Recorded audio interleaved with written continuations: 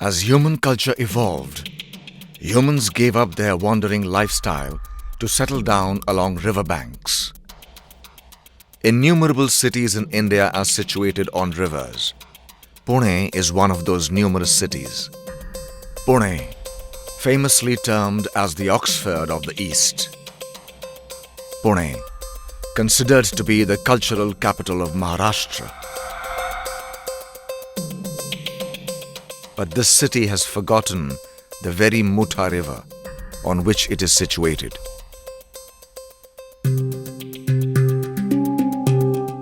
Would you believe it if you were told that this is the Mutha riverbed? No flowing water, no trees, no riverbank.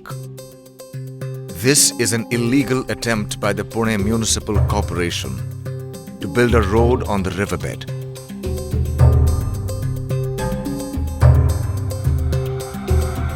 These reckless actions were set in motion in 2005.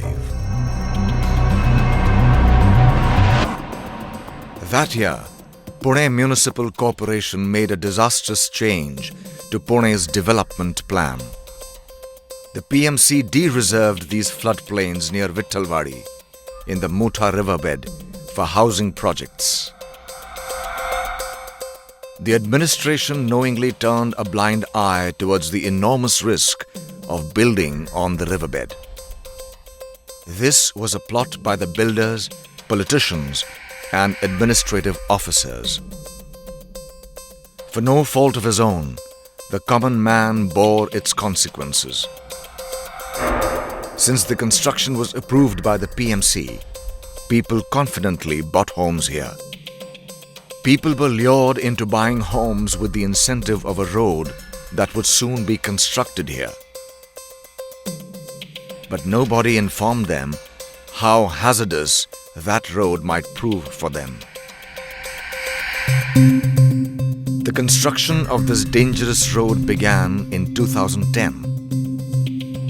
The PMC constructed 30 feet tall and 2 kilometers long concrete walls, dumped around 60,000 trucks loads of debris on the riverbed, and completed the semi-finished road in merely 2 years.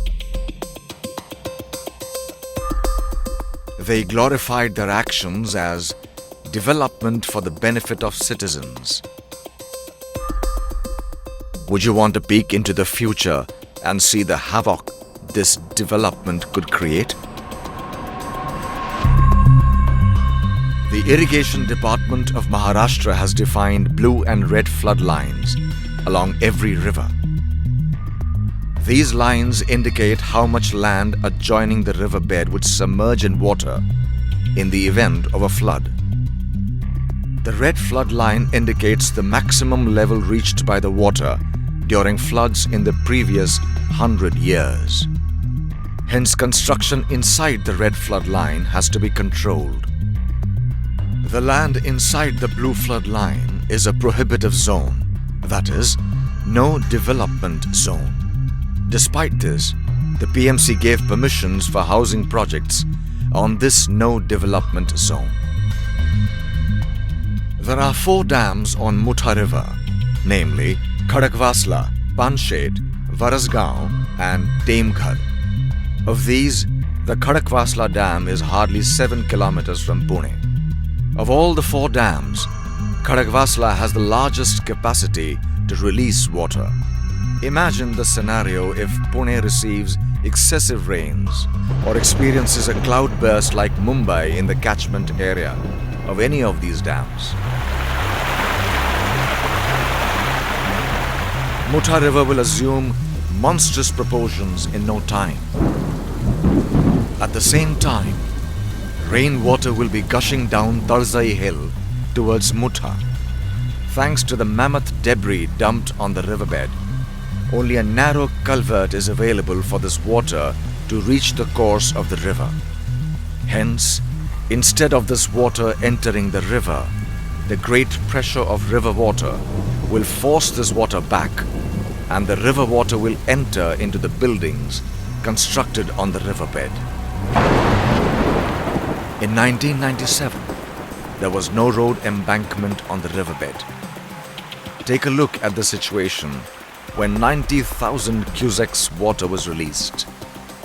In 2011, though the road embankment was constructed, the buildings could not be saved when 67,000 cusecs water was released.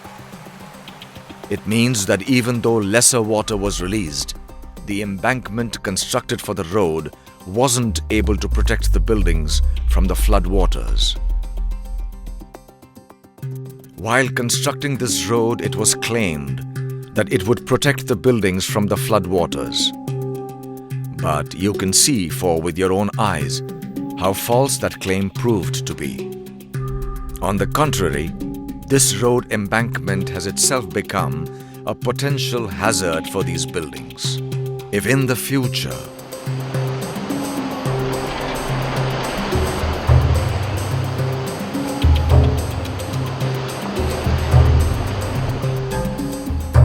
In January 2013, a case was filed against this road before National Green Tribunal on the basis of documents obtained under the Right to Information Act. The tribunal admitted that the buildings along the riverbed were at great risk due to this road.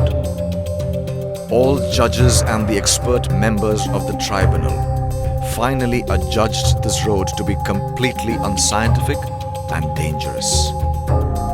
This judgment was challenged by PMC in the Supreme Court of India.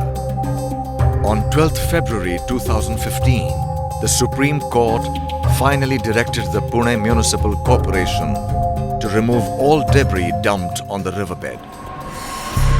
However, the Pune Municipal Corporation came out of its lethargy after the 6-month term granted by the Supreme Court expired. They have begun the removal of the rubble now. This case has saved the residents from the potential harm created by this road. But some questions still remain unanswered. How the permissions to construct buildings on the riverbed were given? In case of a flood, who will take responsibility of the safety of these families? 4,000 tons of steel have been wasted. The construction of this road costs rupees 17.5 crores. Millions were wasted in contesting the court cases. Now there will be an additional cost of about rupees 4 crores for the removal of the debris. These expenses are borne by the public exchequer, the citizen of Pune. But why should we bear the brunt of this? Will the officers responsible for this huge wastage of public resources ever be prosecuted? There are innumerable questions. But the real question is whether we will take the initiative to look for the answers to these questions. There is the convenient option of not reacting at all. It is up to you to make the right choice.